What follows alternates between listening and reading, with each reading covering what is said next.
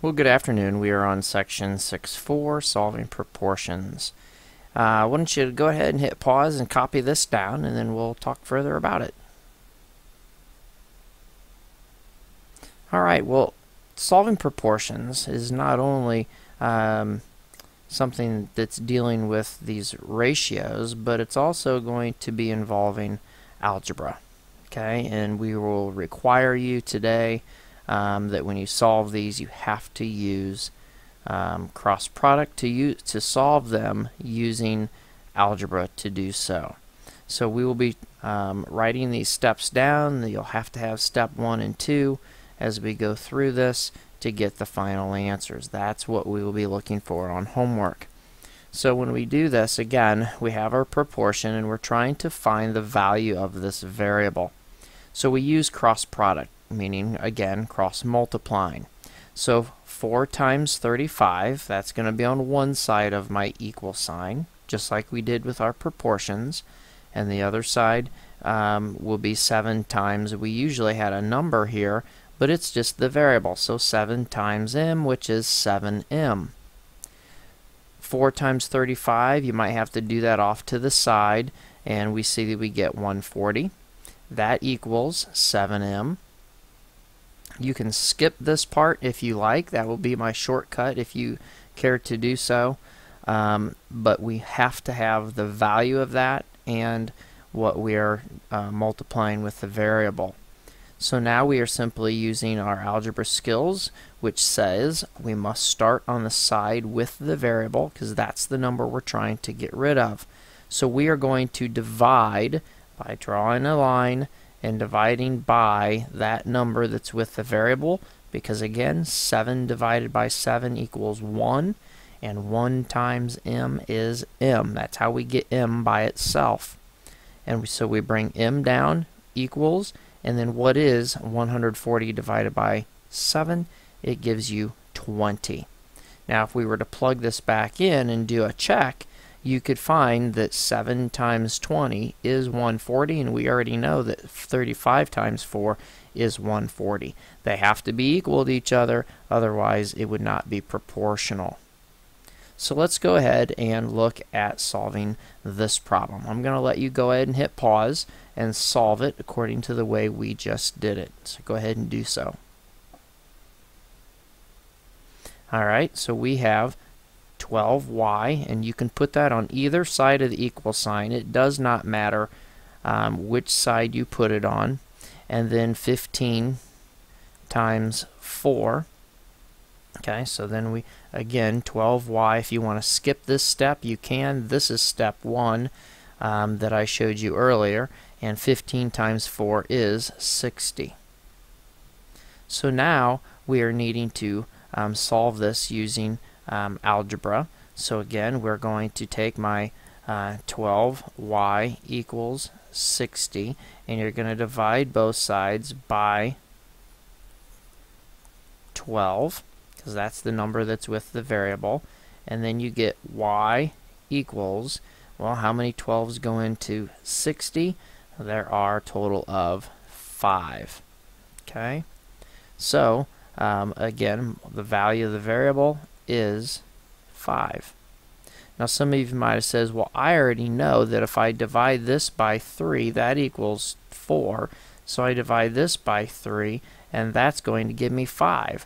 I could have done that without doing all of this equation stuff down below. True, you could. And there are multiple ways of solving these equations. But today, we will require you to do this. And you will see why in some problems coming up.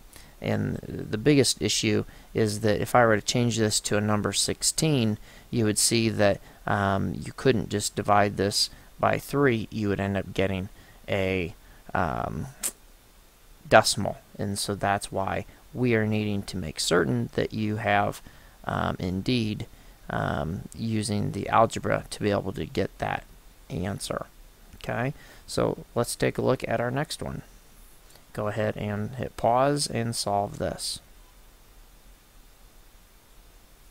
So we get 8x equals whatever 16 times 7 is, which I get 48. 2, and then 7 times 1 plus 4 more is 11. So 112 is what I get. So now I'm going to, at step 1, I'm going to divide both sides by 8. And so then I get x equals, well, how many 8s go into 112? We can divide by 8 and we get 1, which is 8, and subtract and you get 3. Bring down the 2 and you'll see that it goes 14. So x equals 14. Okay. Now some of you might be saying, well, this isn't, you didn't give me step 1 and 2 here. This is pretty much step 1 and 2. Okay, right here. This right here is what I and Mrs. Silvius need to see when you solve these problems. Okay. So if you want to rewrite it down below like we did on these other ones, to where you have step 1 writing this, step 2 is solving it, that's fine. But honestly, you can do all of it right here. This is what I need to see in order to solve this. Okay, so let's do the next one. This is a story problem, so go ahead and solve it according to what they're asking you. Alright, so we look at our first ratio, and it says Dion spent $28 on 2 DVDs. Okay, at this rate, so at that rate, how much would 5 DVDs? So since we're talking about DVDs and it's my denominator, then it has to also be my denominator. This is what we're looking for solving this to be equivalent. So we'll take this and again take my 28 times 5 equals 2 times x, so 2x, and 28 times 5, that would give me 40, and then 14, so 140 equals 2x. Now I can solve for my variable, dividing both sides by 2, and I see that I get x equals half of 140 is 70. So it's not just 70, but it would be $70 for 5 CDs at that rate of 28 for 2. Questions on that? Please make note of that, and we'll discuss it again further tomorrow, but do please make note of that. Now here's where it says solve for the missing number in the actual ratio table. So go ahead and hit pause and solve this. I'll let you solve it in any manner you want for this particular problem. Alright, so for this one, a couple different ways you could look at it. One being that we have the 8 and then the 6, so you say maybe 8 and then 7 and then 6, okay, would work. In this one here, the problem is we don't know what this number is. So if you were trying to count by ones, where you say this is 3 and this is 2, I think you would find that it wouldn't necessarily work out correctly. And we could check that by simply cross-multiplying this answer with the ratio that we already have, where this would be 16 and 4 times 6 is 24, so they're not equal.